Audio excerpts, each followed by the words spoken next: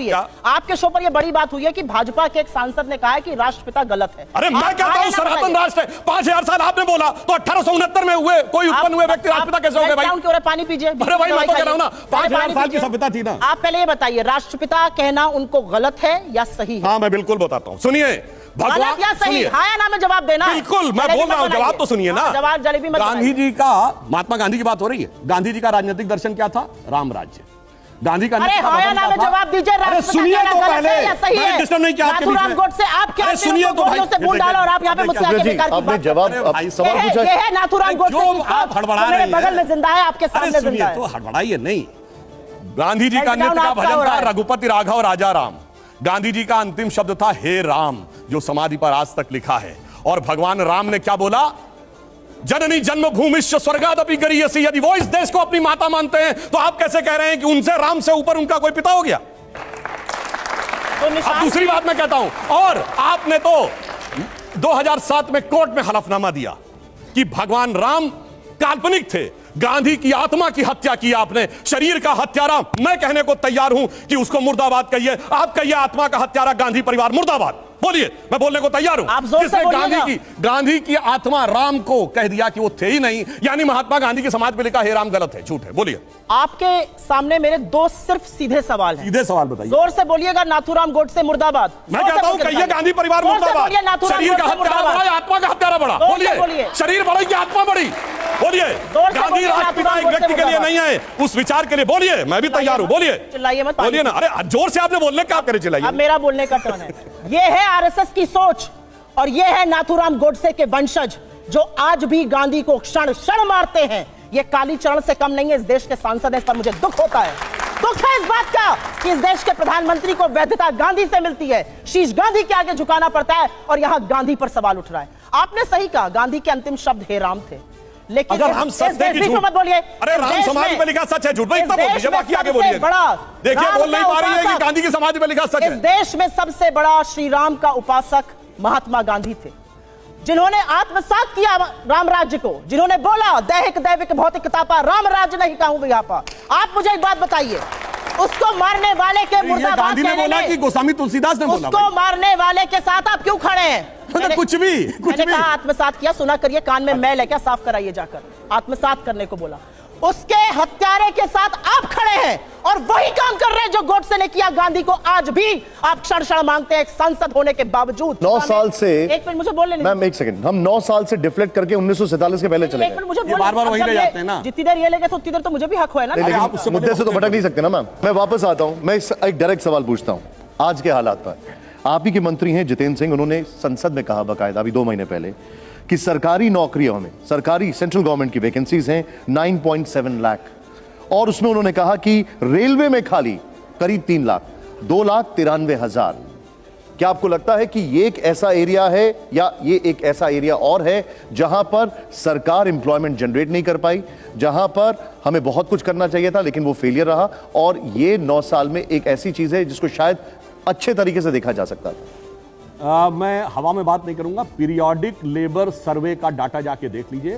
पिछले महीने में बेरोजगारी की दर 4.1% पे आ गई है, जो 2018 के बाद सबसे कम है। तो उसने कहा कोविड के बाद के दौर में भारत की अर्थव्यवस्था निकलकर सामने आ रही है। हवा में नहीं बोलूंगा जैसे लोग आके कह देते हैं 50 साल की सबसे बड़ी महंगाई, 50 साल की सबसे बड़ी अर्थव्यवस्था खराब, 50 साल की सबसे बड़ी बेरोजगारी, मतलब जो सोना वोना गिरवी रखा गया था वो भी उसी में आ जाता है। इसलिए मैंने ये बात कही, सरकार ने स्वरोजगार, रोजगार, प्राइवेट सेक्टर में और सरकारी सब जगह प्रचुर मात्रा में अवसर क्रिएट करने का प्रयास किया। परंतु पिछले 2 वर्ष जो कोविड के कारण और रशिया यूक्रेन युद्ध के कारण जो परिस्थिति थी, इसीलिए मैंने पूछा है दुनिया में कोई एक देश बता दीजिए आज की डेट में जहां महंगाई की दर हमसे ज्यादा हो, विकास की दर हमसे ज्यादा हो, महंगाई की दर हमसे कम हो और बेरोजगारी की दर हमसे ज्यादा हो। सुधांशु जी, एक और चीज है, अब मैं थोड़ा सा डेटा ड्रिवन कुछ चीजें पूछा हूं आपसे। अब हम बात करते हैं सेंसस की, जो कि 2021 में फॉर वेरियस रीजंस और ऑब्वियस रीजंस है, कोरोना की वजह से डिले हुआ, वो अभी भी नहीं हो रहा। माइक्रो लेवल पर एनालिसिस में बड़ी दिक्कतें आती हैं अगर सेंसस नहीं आएगा। 2021 के अनुसार 100 मिलियन था, अब 140 मिलियन हो चुका है पॉपुलेशन। ये सारी चीजों पर ध्यान क्यों नहीं दिया जा रहा? क्या दिक्कत है? 2021 में कोविड की वजह से सेंसस नहीं हो पाया है। अब परिस्थितियां सामान्य हुई हैं तो निश्चित रूप से जो भी निश्चित समयावधि होगी उसमें सेंसस हो जाएगा। नहीं, लेकिन आपको लगता नहीं है कि कुछ ज्यादा ही चीजें डिले होती जा रही हैं, प्रोक्रेस्टिनेट होती जा रही हैं? हाँ, मानी हुई बात है। वो तो जो सेंसस डिपार्टमेंट है उसको तय करना था कि किस समय करना है और किस चीज को अधिक महत्व देना है। एक और चीज, अगर मैं बात करूं, चाहे वो सिटीजनशिप अमेंडमेंट बिल हो, चाहे वो फार्म्स लॉ हो, ये वो चीजें हैं जो आप लोगों ने कुछ आउट ऑफ द बॉक्स करने की कोशिश की लेकिन हो नहीं पाई। क्या ये एक फेलियर नहीं है? देखिए, हमने परिवर्तन करने का प्रयास किया और बीच में चूंकि अब परिस्थितियां आ गई कोविड की, इसलिए नहीं इंप्लीमेंट हो पाया, पर हमने तो एक्ट पारित कर दिया। मगर अब इस देश में सोचिए, संविधान की दुहाई देने वालों ने संसद के पारित विधेयक के खिलाफ राज्यों में विधेयक पारित किया, सरासर असंवैधानिक कार्य। और नागरिकता तो राज्य का विषय नहीं है, नागरिकता के ऊपर किया। और इससे ज्यादा मुझे पीड़ा इतनी ज्यादा हुई जिसकी कोई हद नहीं है कि आप ये बताइए, आप उन लोगों के बारे में सबूत मांगते थे जो परसिक्यूशन सह सह कर भारत आ रहे थे। मतलब पाकिस्तान बांग्लादेश में हिंदू, सिख, जैन, बौद्धों के साथ क्या हो रहा था, इसके लिए इनको सबूत चाहिए था। परंतु उसके बाद कह रहे हैं कि साहब उनके लोगों को क्यों नहीं इंक्लूड किया। मुझे लगता है कि कम से कम यह विषय सिर्फ राजनीति का नहीं, मानवीय संवेदना की परीक्षा का भी था, जिसमें विपक्ष बहुत गलत स्थिति में खड़ा हुआ नजर आया। सुप्रिया जी, ऐसा तो संभव नहीं है ना कि कुछ भी नहीं अच्छा किया हो, कुछ भी अच्छा नहीं किया हो, ऐसा तो कुछ पॉसिबल हो ही नहीं सकता। कुछ तो ऐसा होगा जो इस सरकार ने ऐसा किया जो आपको लगता है कि वाकई में काबिल तारीफ है। इसका मैं जवाब दूंगी, मेरे पास है इसका जवाब, ऐसा नहीं है। अब इसका जवाब दूंगी। आपने 3 सवाल पूछे, तीनों का क्या जवाब मिला? सेंसस क्यों ना, सेंसस डिपार्टमेंट है। अरे भैया, सरकार तो आप ही चला रहे हैं, झुंझुना बजाने के लिए वहां पे बैठे हैं। पहली बात यह है। आपने पूछा नौकरियां 2 साल से नहीं हुई है, वैसे तो इतनी नौकरियां बन रही है हिंदुस्तान में, सबको नौकरियां मिल गई। कहां बेरोजगारी है, कहां महंगाई है, कहां करप्शन है? आज देश की यह स्थिति है कि हर साल 2 करोड़ नौकरी का वादा करने वाले प्रधानमंत्री को अपने 90 वर्ष में 71,000 चिट्ठियां बांटनी पड़ रही है जो डाकिया घर लेके जाता था। यह नौकरी की स्थिति आ गई है, यह असलियत है इस देश में। आज अर्थव्यवस्था की असलियत यह है कि आपके तुगलकी फरमानों के चलते 8.2% ग्रोथ की जीडीपी 4.1 पर कोरोना काल के पहले आप घसीट लाए थे। कोरोना के बाद की मैं बात नहीं कर रही हूं। 45 वर्ष में सबसे ज्यादा बेरोजगारी कोरोना के पहले थी। लेकिन चलिए, एक बात जरूर बोलना चाहती हूं। आपने सीए और एनआरसी पर इनसे सवाल किया और किसान बिल पर किया। नई संसद का इनॉग्रेशन हो रहा है ना, उस नई संसद में मैं भगवान से प्रार्थना करती हूं कि लोकतंत्र की आत्मा की हत्या ये कम करेंगे। सीए एनआरसी आपने पास किया, 3.5 साल हो गए, आज तक रूल्स नोटिफाई क्यों नहीं किए गए? वो भी झुंझुना था, सिर्फ पोलराइज करना था, रूल्स नोटिफाई आज तक नहीं हुए, 3.5 साल हो गए। किसान बिल आपने पास किया था, 750 किसानों की शहादत भी हो गई। सत्यपाल मलिक आपके बनाए हुए गवर्नर, मेघालय, गोवा, बिहार, आपके बनाए हुए गवर्नर, जम्मू कश्मीर, वो कहते हैं प्रधानमंत्री से मैंने कहा 750 किसान मर गए, प्रधानमंत्री का मुझे क्या फर्क पड़ता है। उसके बाद प्रधानमंत्री ही उसको वापस ले लेते हैं। तो किसान बिल भी मास्टर स्ट्रोक था, वापस लेना भी मास्टर स्ट्रोक था। नोटबंदी भी मास्टर स्ट्रोक थी, वापस लेना भी मास्टर स्ट्रोक है। ये कौन से गिरवी दिमाग रख के लोग बात करते हैं?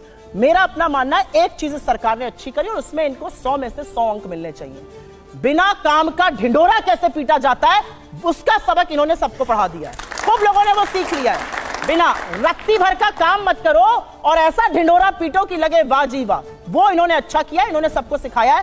काम के नाम पर, उपलब्धियों के नाम पर इनका रिकॉर्ड 9 साल का नील बटा सन्नाटा है। मैं उत्तर प्रदेश से आती हूं, 0/0 है। सुधांशु जी, आपका रिएक्शन? मुझे लगता है ये उत्तर प्रदेश में 0/0 अपनी पार्टी के परफॉर्मेंस के लिए बोल गई भावावेश। अरे आपकी उपलब्धियों के लिए बोल रही हूं, कहा है इतना घबरा गए? आपकी उपलब्धियों के लिए अभी देखिए इनके मुंह से क्या निकल गया। 45 साल की सपने कही रहा था ना, निकल गया। 1978 होते ना 45 साल से, देखिएगा जाके क्या क्या महंगाई, रेट ऑफ ग्रोथ क्या थी?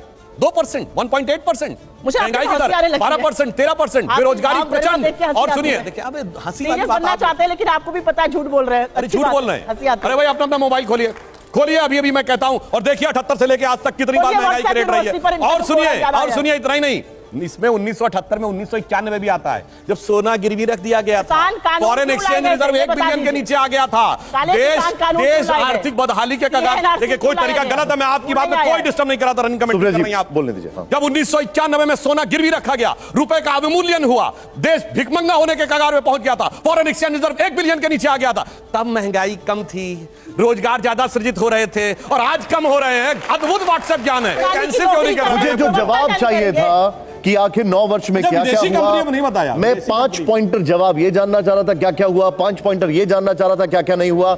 उसको लेकर सवाल जवाब शुरू हुए और चले गए हम कहा 1947 पर, अडानी पर, लेकिन ये बहस जारी रहेगी।